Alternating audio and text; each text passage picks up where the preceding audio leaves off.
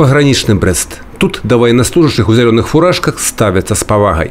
Святочные мероприемства з нагоды Дня паграничника у Брестской паграничной группе почалися на головной площади города, где лепшие з лепших атрымали заслуженные узнагароды. Пришли не только те, кто зараз обороняет рубежи краины, але и те, кто лічыць своим обовязком у этот день быть разом з ими. Былых паграничников не бывает. Сярод их и Владимир Панцеров, який больше 30 годов своего життя стояв на варте мяжи и ніколи не шкадує об выборы своего лёсу. Я призвался в пограничные войска 9 мая 1980 года. Принимали мы участие в боевых операциях по ликвидации бандформирования на территории Республики Афганистан. Легендарная десантно-штурмовая маневренная группа, одна из лучших была в пограничных войсках Советского Союза. У меня дочка служит контролером отделения пограничного контроля Домачева. Пошла, так сказать, по моим стопам. Зять служит. Люди особливого складу, отданные мужные, так завсёды говорили об тих, хто обрав своєю професією оборону рубежів країни, хто на певний час, а хто і на усё життя. Пограничная служба стала не только почетным обовязком для многих поколений.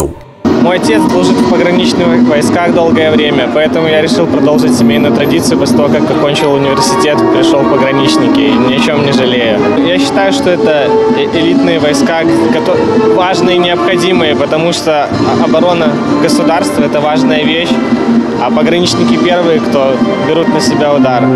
У нас проходят дополнительные занятия, постоянно проходит какая-то подготовка, стрельбы, занятия с оружием.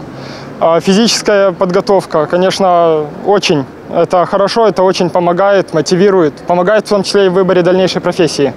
А потом по головной улице города под маршовую музыку военного оркестра до мемориального комплексу вартавым мяжы.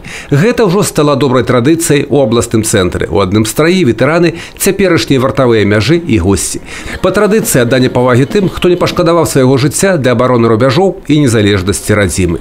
Примите искренние поздравления со столетием образования органов пограничной службы Республики Беларусь.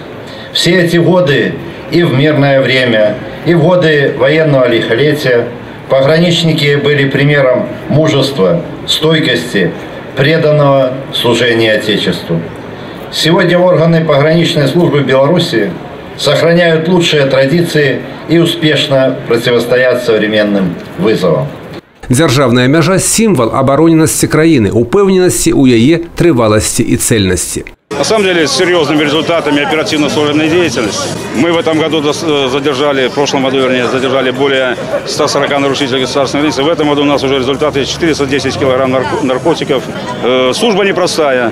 Всех действующих поздравляю с праздником, успехов в оперативно-служебной деятельности, счастья, здоровья и благополучия. С праздником! Святочные мероприемства з нагоди 100-годового юбілею белорусских пограничников продовжилися на сцене Брестского областного громадско-культурного центра. Слово віншавання за добросумленную службу, отданность профессии прогучали от городской и районной выконавчей улады, гостей мероприемства. Были и заслуженные узнагороды. Брест и граница – это практически синонимы. На самом деле уважение к человеку в погонах – это всегда априори характерно для брестчан, а пограничнику тем более. Уверен, что Брестская пограничная группа будет и дальше держать высоко марку, и городская власть всегда с вами. С праздником! Юрий Печур, Александр Сивицкий, телерадиокомпания «Брест».